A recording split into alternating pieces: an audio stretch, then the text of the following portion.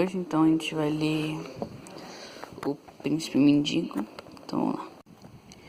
During the forenoon, Tom had an enjoyable hour by permission of his keepers, Hertford and St. John, with the Lady Elizabeth and the little Lady Jane Grey. Though the spirits of the princesses were rather subdued by the mighty stroke that had fallen upon the royal house, and at the end of the visit his elder sister, afterward the Bloody Mary of history, chilled him with a solemn interview, which had but one merit in his eyes, its brevity. He had a few moments to himself, and then a slim lad about 12 years of age was admitted to his presence, whose clothing, except his snowy ruff and the laces about his wrists, was of black, doubled hose and all. He bore no badge of mourning, but a knot of purple ribbon on his shoulder.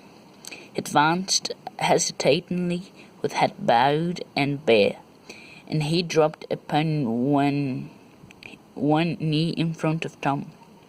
Tom sat still and contemplated him soberly for a moment. Then he said, "Rise, lad, who art thou? What wouldst have?" The boy rose and stood at graceful ease, but with an aspect of concern in his face. He said, "Of a surety thou must remember me, my lord. I am thy whipping boy." "My whipping boy?" "The same, your grace. I am Humphrey Marlowe." Tom perceived that here was some of whom his keepers ought to have boasted him about. The situation was delicate. What should he do? Pretend he knew this lad, and then betray by this very utterance that he had never heard of him before?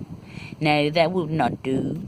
An idea came to his relief. Accidents like these might be likely to happen with some frequency, now that business urgencies would often call Hertford and St. John from his side, they being members of the Council of Executors. Therefore, perhaps it would be well to strike out a plan himself to meet the requirements of such emergencies. Yes, that would be a wise course. He would practice on this boy and see what sort of success he might achieve. So he stroked his brow, perplexity, a moment or two, and presently said, "Now I seem to remember thee somewhat, but my wit is clogged and dim with suffering." "Alack, my poor master!" ejaculated the whipping boy, my feeling ardent to himself. "In truth, 'tis as they said, his mind is going. Alas, poor soul! But misfortune catch me, how am I forgetting? They said one must not seem to observe that aught is wrong with him. 'Tis strange how memory doth want on with me these days," said Tom, "but mind it not. I mend apace. A little clue doth often serve to bring me back again, and think names which had escaped me, and not they only forsooth, but even such as I never heard before, as this lad shall see. Give thy business a speech. This matter of small, my liege, yet will I touch upon it, and it please your grace.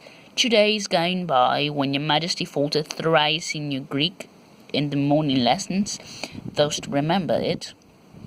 Yes, methinks I do. It is not much of a lie, and I have meddled with the Greek at all. I had not faltered simply thrice, but 40 times. Yes, I do recall it now. Go on." The master, being wroth with that he termed such slovenly and doltish work, did promise that he would soundly whip me for it. "And whip thee?" said Tom, astonished out of his presence of mind. "Why should he whip thee for faults of mine?" Ah, your grace forgetteth again. He always scourgeth me when thou dost fail in thy lessons. True, true, I have forgot. Thou teachest me in private, then if I fail, he argueth that thy office was lamely done. Oh, my liege, what words are these? I, the humblest of thy servants, presume to teach thee? Then where's thy blame? What riddle is this? Am I in truth gone mad, or is it thou? Explain, speak out. But good your majesty, there's naught that needeth simplifying. None may visit the sacred person of the Prince of Wales with blows. Wherefore, when he faulteth, tis I take them, and meet it right, for that is mine office and my livelihood.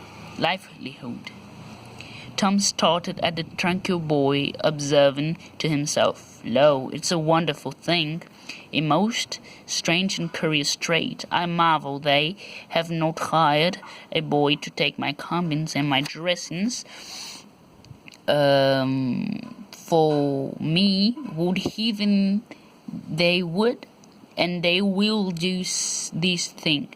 I would take my lashings in mine own person, giving thanks for the change. Then he said aloud, And hast thou been bitten, poor friend?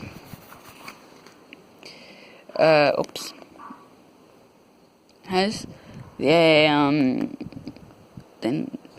and thou according to the promise? No, good your majesty. My punishment was appointed for this day, and peradventure it may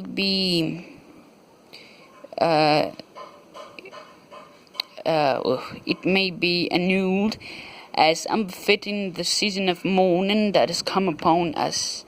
I know not, and so have made bold to come hither and remind your grace about your gracious promise to intercede in my behalf with the master, to save thee thy weapon. Ah, thou dost remember. My memory mendeth, thou seest. See thy at ease, thy back shall go unscathed. I will see it.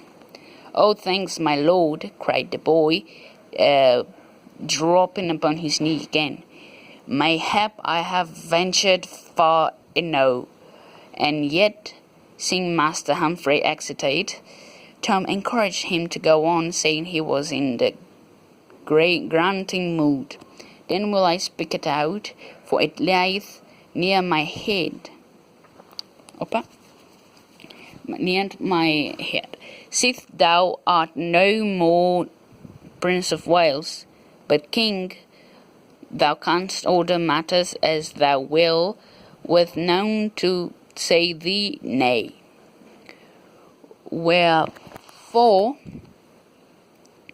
it is not in reason that thou wilt longer vex thyself with dreary studies, but wilt burn thy books and turn thy mind to things less irksome.